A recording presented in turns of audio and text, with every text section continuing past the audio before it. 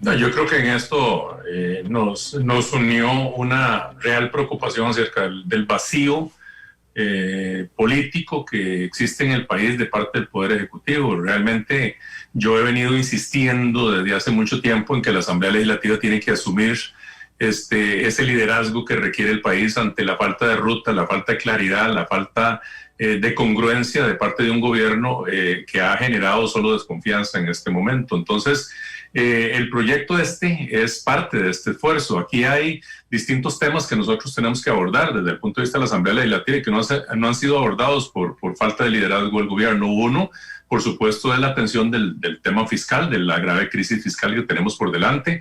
El segundo es la gran reforma integral del Estado costarricense y el tercero, y no menos importante, es el tema de reactivación económica. Y nosotros hemos venido insistiendo en que a falta de claridad de parte de un gobierno que está, en lugar de gobernar, administrando este país a partir de ocurrencias que se lanzan simplemente como prueba y error. Lo cierto del caso es que tenemos una gran responsabilidad y bueno, nos juntó esta preocupación. Y esta preocupación va de la mano de lo que decía don Pedro, de un proyecto de ley que incluso fue devuelto en un par de oportunidades por la propia Asamblea Legislativa porque estaba mal construido, mal fundamentado y que ha sido trabajado a partir de parches y ha sido dictaminado en la Comisión de Gobierno y Administración y tiene serios cuestionamientos.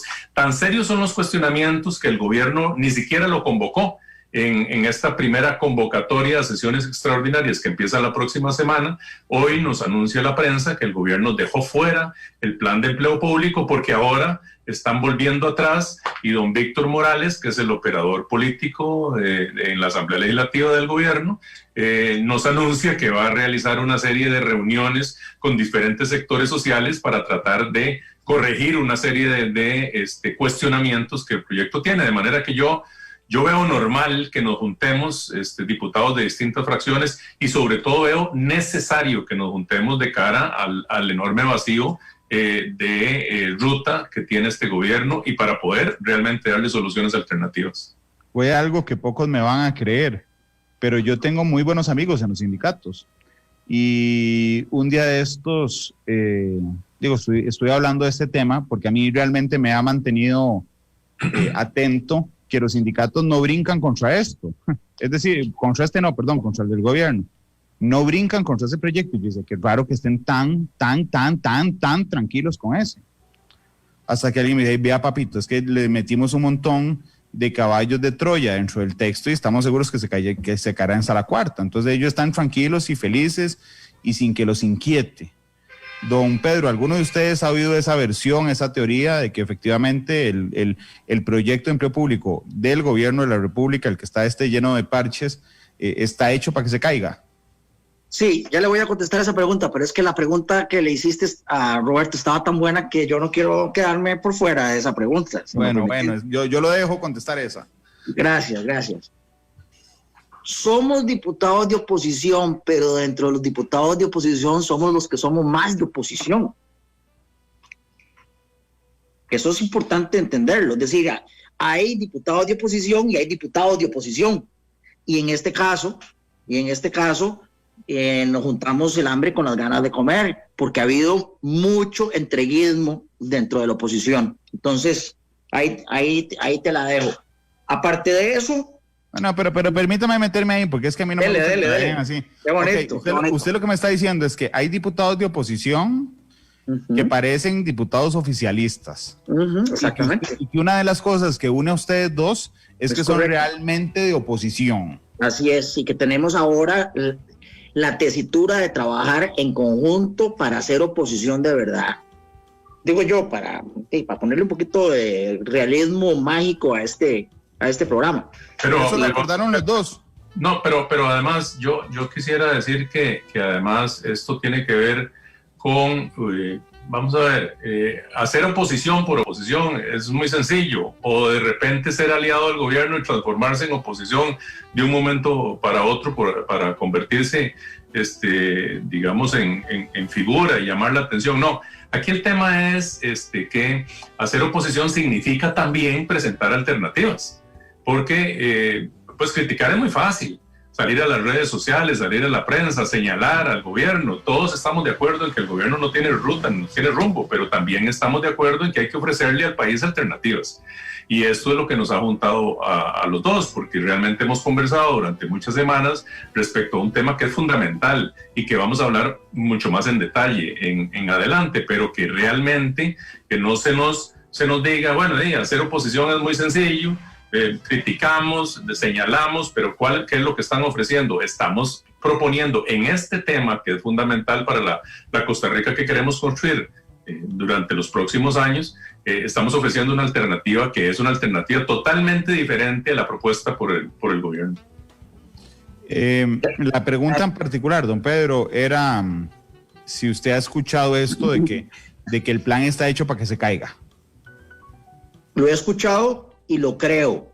Es parte del atolillo con el dedo que hace el gobierno. El gobierno en su cronograma pretendía aprobar esta aguachacha que está llena, que está minada además, que tiene un montón de minas, decirle al Fondo Monetario, ya cumplí, dame la platica del fondo, aprueben los préstamos internacionales, los empréstitos internacionales que están en la Asamblea Legislativa, con eso pateamos la bola y llegamos al 8 de mayo del 22. Y podemos hacer clientelismo político, podemos seguir entregando bonos, proteger a diestra y siniestra y llegamos al otro lado de la orilla. Esa era la construcción de eso.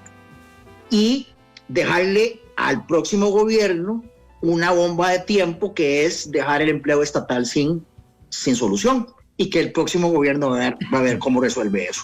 Ese es, en mi opinión, ese era el plan del gobierno y no contaba con que desde la oposición íbamos a asumir el liderazgo, preparar una propuesta técnicamente correcta, políticamente viable, consensuada con los sectores, al punto de que ahora el gobierno, como decía bien Roberto, no convoca el proyecto de ellos y está corriendo a hacer el trabajo que no hicieron, que era ir a hablar con los sectores para ver qué hacen, el trabajo que nosotros sí hicimos.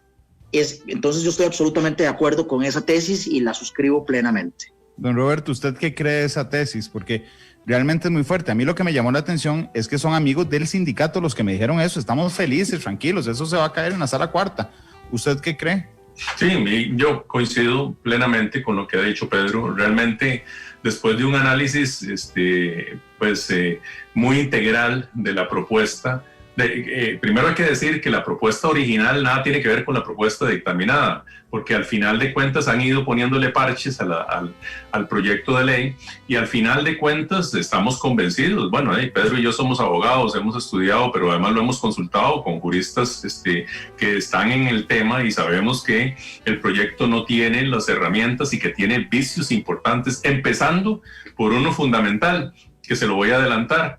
En el año 49, cuando se dictó la Constitución Política, hubo una gran discusión a nivel de los constituyentes con respecto a cómo regular las relaciones entre el Estado y sus funcionarios o sus servidores. Y eso generó toda una serie de discusiones que llevaron a aprobar el artículo 191 de la Constitución Política, que está vigente, en donde se creó la dirección del Servicio Civil como un órgano totalmente independiente que fuera de los vaivenes de una administración, tomara las decisiones en materia de empleo público. Bueno, empezando por ahí, el proyecto traslada todas las facultades del Servicio Civil al Ministerio de Planificación y Política Económica.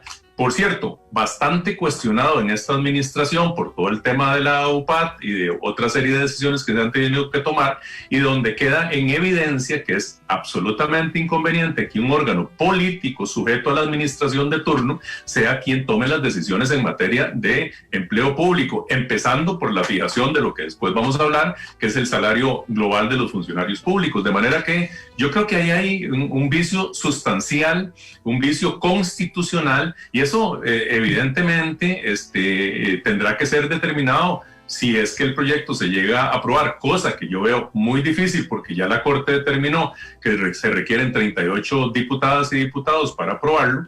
Eso será determinado con solo leer de los primeros artículos del proyecto. De manera que yo sí coincido en que hay una serie de, digamos, de artículos, una serie de características de este proyecto que lo van a hacer inviable, pero además el hecho de que el gobierno de la República haya echado para atrás en un tema tan fundamental que supuestamente era uno de los que iba a priorizar durante este periodo de sesiones extraordinarias y que haya evitado convocarlo, le demuestra a usted que hay suficientes dudas con respecto a este tema, con respecto no solo a esos temas de constitucionalidad, sino al impacto fiscal, del cual también vamos a hablar y que señaló la propia Contraloría General de la República recientemente.